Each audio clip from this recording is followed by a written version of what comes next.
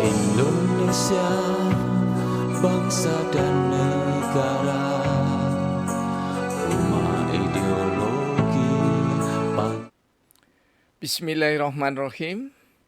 Pemirsa tercinta yang dirahmati Allah Tuhan Yang Maha Esa, bersua kembali di kanal Hikmatologi, monolog sederhana mengajak diri kita masing-masing berpikir kian melembut, cerdas, dewasa, mantapkan hati nurani, berdasar kitab suci, agama, kepercayaan yang kita yakini tentu saja menjunjung nilai luhur Pancasila niscaya dalam kehidupan sehari-hari.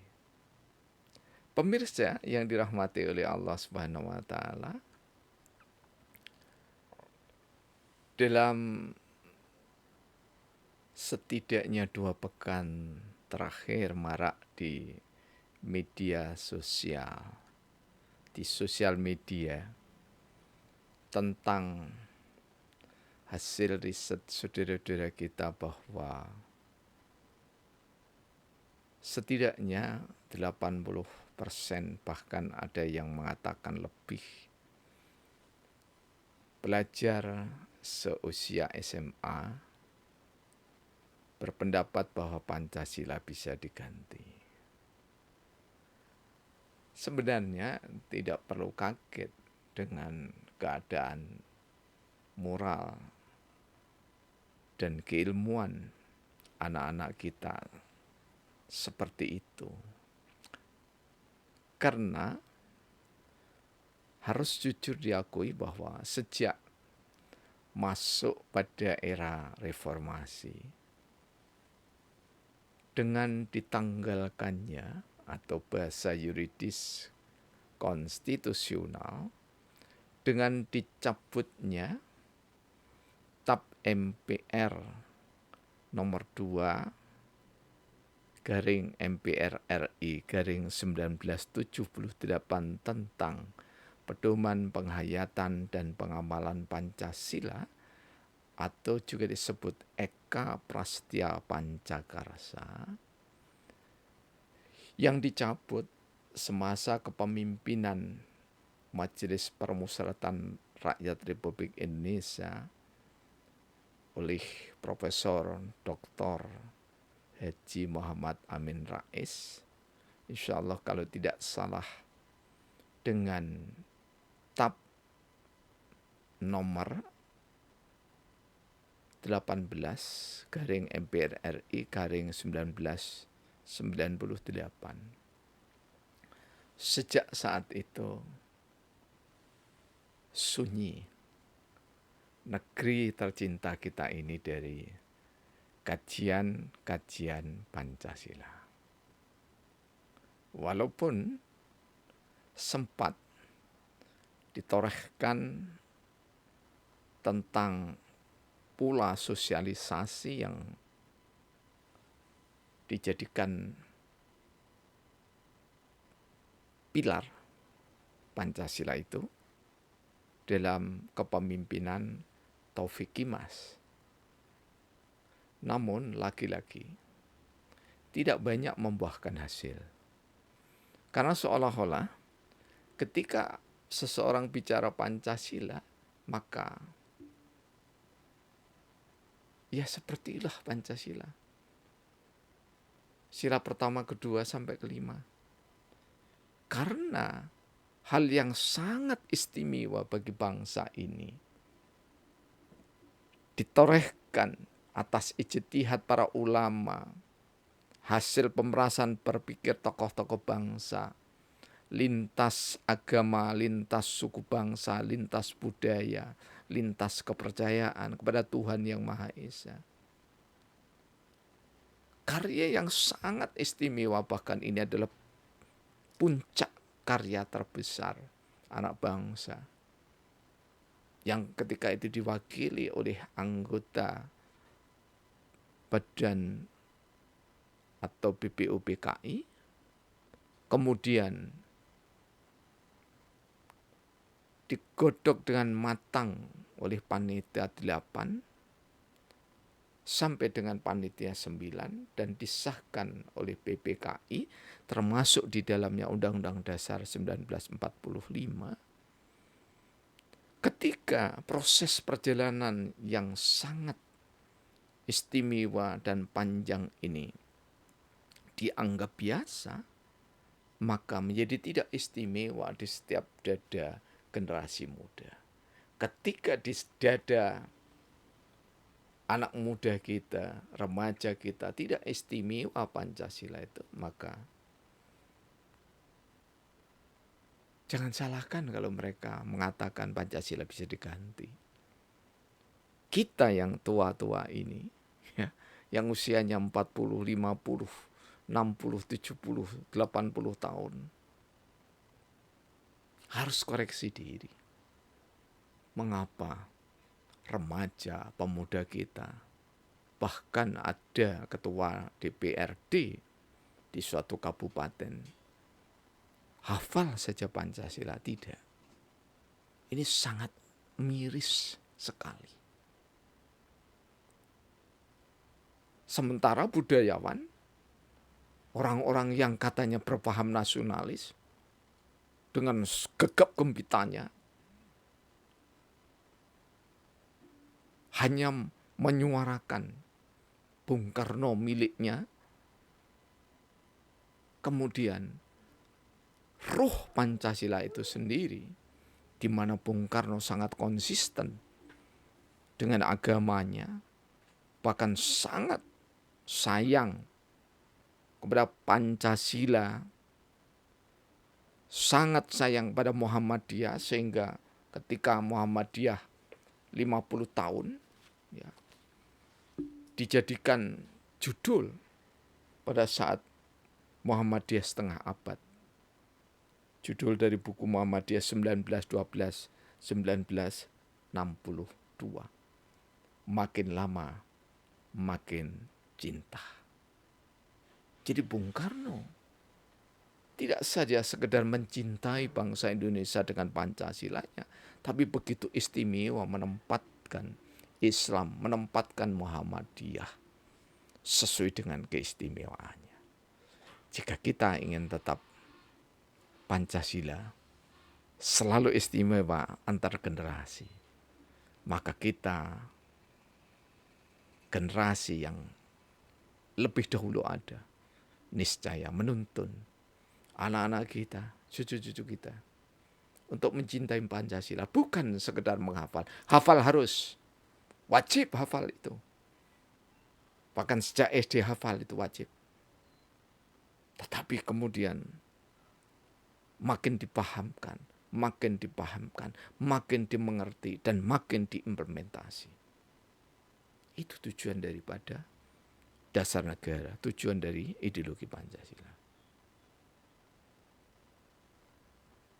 Karena itu tidak salah juga kalau sekali berdoktor begitu ya, yang sudah pengalamannya melanglang buana tidak diragukan lagi.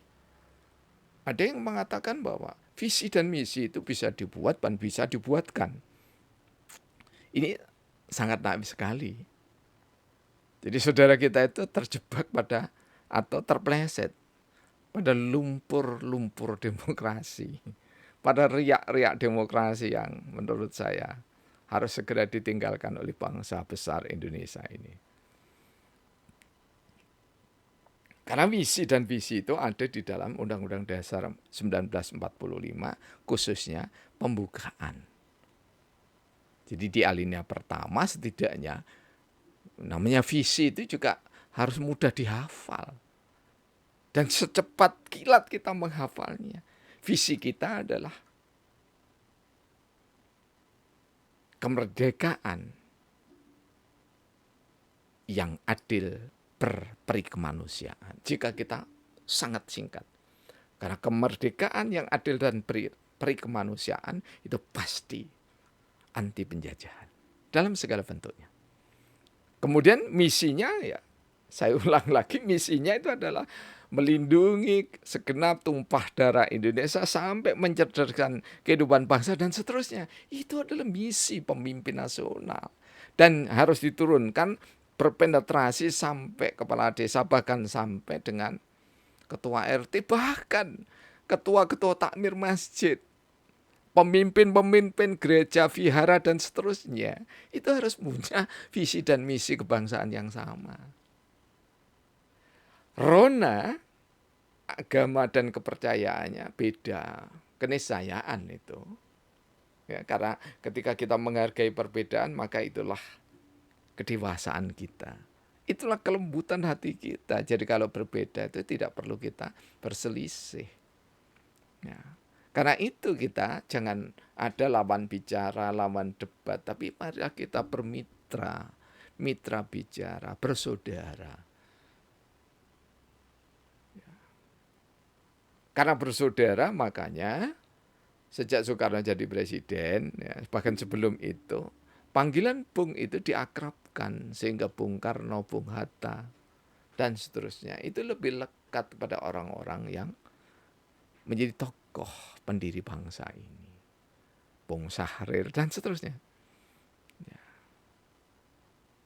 Itu dalam rangka untuk menghilangkan sekat pergaulan di antara anak-anak bangsa ini.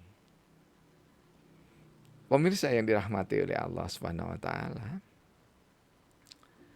Pancasila itu harus direaktualisasi. Karena karya terakhir di era Presiden Soeharto, The Smiling General, ya, di dalam buku yang diterbitkan oleh BP7, yaitu ada di sebelah saya, Pancasila sebagai ideologi, ya. Di situ antara lain dijelaskan bahwa Pancasila itu dasar negara, ideologi bangsa, memiliki sifat terbuka. Keterbukaan ini, ya, kalau anak-anak kita, remaja kita, mahasiswa kita, ya, pemuda-pemuda kita itu termasuk di dalamnya mahasiswa, harus ditulari dengan kearifan, kebijaksanaan di dalam kepemimpinan di tengah masyarakat, di tengah institusi pendidikan level manapun, maka ketika kita ini sebagai seorang guru dosen maksud saya, guru besar apalagi, maka mari kita jadikan Pancasila sebagai sumber dari segala sumber keilmuan. Apa bukan kitab suci? Ya karena kita berangkatnya itu dari kitab suci. Sumber dari segala sumber keilmuan yang dimaksudkan adalah sebagai dasar negara dan ideologi bangsa. Karena kita kan sudah jelas pasal 29 ayat 1 itu bahwa negara berdasar atas ketuhanan yang Maha Esa. Ya. Karena itulah mari, ya, data yang saya kuret dengan syair Sabdena yang ke 16.002, ya. Dasar hikmatul kreasi bagian kedua, karena bagian pertama sudah saya sampaikan. Mari kita lihat apa ada sih datanya tentang penerapan Pancasila yang sesungguhnya. Ya. Lagi-lagi kami harus menyinggung lagi karya Profesor Yudi Latif, PhD, yang bicara tentang mata air keteladanan dalam menggurat Pancasila.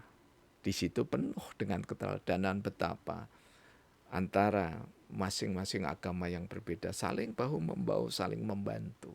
Begitu indahnya. Dan di sana sekat partai tidak ada, apalagi agama tidak ada sama sekali. Tapi semua membaur dalam mewujudkan nilai ketuhanan yang Maha Esa sampai dengan keadilan sosial bagi seluruh rakyat Indonesia. Sabdana 16.002, dasar hikmatokrasi. Ini kami rangkai dari data literasi dan data lapangan. Musyawarah, tak ada koalisi kecuali warga desa. Pedukuhan desa musyawarah untuk mencalonkan tokoh warga atas mufakat masyarakat desa dilakukan pemilihan bijaksana. Pemilihan adil bijak diputuskan tokoh warga desa. Tak ada ambang batas calon kepala desa. Tak ada pesaing calon pemilihan dilakukannya. Pemilihan berjalan tanpa ada paksaan. Berdaulat rakyatnya. Kampung Selaket Hadiningrat Kota Malang 25 Juli 2022. Apa yang kami maksudkan data tentang dasar hikmatokrasi?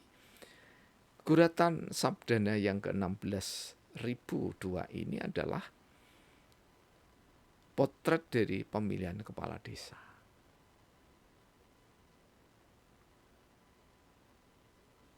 Jadi kepala desa itu tidak diawali dengan koalisi untuk ditetapkan menjadi calon, tetapi musyawarah. Sehingga saya katakan di sini tak ada koalisi kecuali warga desa. Jadi artinya warga desa itu menyatu. Dan menyatunya warga desa itu tidak satu, utuh, tetapi lewat pedukuhan. Karena desa itu setidaknya ada 3, 4 bahkan sampai 5 pedukuhan. Karena itu kami sebutkan data di sini, ya, pedukuhan desa musyawarah. Jadi warga pedukuhan desa itu musyawarah untuk mencalonkan atau memilih calon yang ditokohkan. Atas mufakat masyarakat desa dilakukan pemilihan bijaksana. Kemudian tidak ada ambang batas calon kepala desa. Andai saja 5 pedukuhan, kemudian ada 3 pedukuhan yang tidak mencalonkan, maka hanya ada 2 calon. Bahkan yang paling ekstrim, jika hanya ada 1 calon dari 5 pedukuhan 1 desa itu, maka di sana tidak ada ambang batas. Ya. Tidak seperti pemilihan umum gaya demokrasi, kalau tidak ada 2 calon maka tidak bisa dilakukan pemilihan umum, baik pilkada maupun pemilihan umum tingkat nasional. Tidak demikian. Jadi abstain, warga desa yang tidak mencalonkan siapa-siapa itu diwadahi. Kalau dulu disebut bumbung kosong karena memang dulu dasarnya biting. Jadi hanya memang betul-betul seperti tusuk sate pendek begitu dimasukkan ke bumbung. Yang bumbung yang satunya tidak ada yang memasuki. Atau bumbung satunya ada yang memasuki, tetap dihitung. Jadi ada seorang calon kepala desa dan ada bumbung kosong. Kalau nanti yang menang bumbung kosong, maka calon kepala desa ini gugur, dilakukanlah pemilihan ulang. Ini kalau kita berbicara tentang hikmatokrasi. Karena itu saya sebut dasar hikmatokrasi. Jadi tak ada pesaing calon pemilihan kepala desa, tetap dilakukan dengan bijaksana. Dan tidak sampai berdarah-darah, tercabik-cabik. Ya. Pemilihan berjalan tanpa ada paksaan. Itulah bukti bahwa rakyat betul-betul berdaulat sepenuhnya. Nah, di era demokrasi manapun, kita tidak saja menyebut Indonesia. Koalisi-koalisi partai politik itu adalah bentuk nyata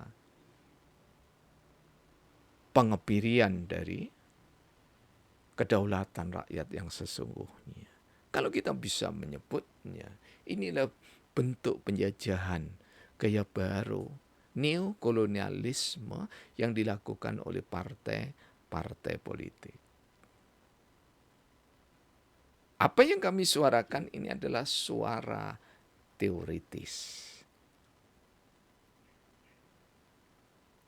Suara teoritis itu artinya apa? Kami ingin membangun teori hikmatokrasi, bukan gerakan hikmatokrasi. Karena ada saudara-saudara kami itu yang mengatakan, mana buktinya? Di dunia ini kan tidak ada sebutan hikmatokrasi. Dari sinilah kita menggali dari Pancasila yang merupakan titik kulminasi hasil perjuangan tokoh dan ulama Indonesia. Kita gali, kemudian kita membuat suatu sistem. Dan sebelum sistem itu menjadi terapan, kita ukir menjadi teori. Dan teori itu bukan seperti yang ditulis oleh Charles Darwin di dalam bukunya The Origin of Species. Bukan begitu. Ini kebetulan di depan saya begitu ya. Yang hanya reka-reka atau renungan-renungan karena berdasarkan filsafat. Tapi apa yang kami sampaikan ini adalah dasar hikmatokrasi yang kami ambil dari, ini ada buku-buku merah ini ya, di sebelah saya ini ya, buku-buku merah ini ya. Dan ini selalu kami sebut karena ini memang yang utama ya. Kemudian ini juga merah-merah ini ya. Ini merah-merah ini. Yang ini adalah karya Muhammad Yamin, ya, naskah persiapan Undang-Undang Dasar 45. Kemudian yang ini adalah pedoman Kabinet Ampera di masa Bung Karno. Kemudian ini adalah merah juga, Indonesia sejak Super Semar. Ya. Dan yang ini ya ada 11 jilid ini adalah guratan dari sekitar perang kemerdekaan Indonesia. Nah, anak-anak kita harusnya kita ajari, kita sampaikan cara membaca sejarah ya. Anak-anak kita yang mana ya, termasuk anak-anak ustadz ya. Anak-anak ustadz itu ya yang usianya sekarang bahkan sudah 40, 60 tahun gitu. Masih belum paham sejarah gitu ya. Kita kembali kepada ini, kepada itu, maka selesailah semuanya. Tidak begitu. Ya kita ini berpikir dulu lah ya. Berpikir, kemudian riset, menulis. Loh kan lama itu. Ya memang Soekarno, Hatta, Sahrir, ya. Kemudian ada Ki Bagus Kusumo, Widya Diningrat, semuanya lama berpikirnya. Ya, lama berpikirnya. Bukan hanya sekali, 2 kali berpikir, tapi lama berpikir, tapi hasilnya memang monumental, istimewa. Yuk kita hargai Pancasila dengan cara inovasi, melahirkan teori baru, ilmu baru. Dan kita tidak perlu takut ilmu baru itu dihargai atau tidak. Tapi kita berbuat. Karena dengan berbuat itu kita setidaknya bersyukur atas nikmat Allah yang Maha Esa. Sangat terkesan dengan podcastnya Bang Haji Rhoma Irama, sang raja dangdut, tak bermahkota, tapi bermahkota dunia. Beliau mengatakan ketika ditanya sama, saya lupa namanya itu ya, Sali atau Soli itu ya, pelawak itu ya. Bagaimana caranya Bang Haji ini bertahan ketika orang lain tidak ada tanggapan, Bang Haji terus tanggapan, terus bahkan sampai usianya nyaris 80 tahun. Bahkan yang lain ketika ada corona tidak ada tanggapan, Bang Haji terus ada tanggapan. Kuncinya cuma satu, bersyukur. Kita sebagai apa? Kalau saya sebagai musisi katanya Bang Haji, maka saya syukuri, saya tiap hari latihan. Saya tiap hari latihan. Menulis, bahkan kalau mau pentas juga latihan lagi. Jadi buat apa seorang raja dangdut masih latihan? Artinya apa? Berlatih itu tidak mengenal usia. Dan karya beliau, Bang Haji Rhoma Irama, monumental. Dari karya Haji Rhoma Irama bisa melahirkan puluhan doktor di Amerika dari riset disertasinya. Hanya karya seorang Rhoma Irama. Betapa kalau karya itu karya tokoh-tokoh bangsa. Tentu Pancasila itu bisa digali menjadi potensi yang gemerlap, lebih indah dari intan berlian, karena tak terukur harganya nilai Pancasila itu. Mari kita rawat Indonesia dengan Pancasila, bukan dengan yang lainnya. Terima kasih, alhamdulillahirabbil alamin. yang manakala ditulis.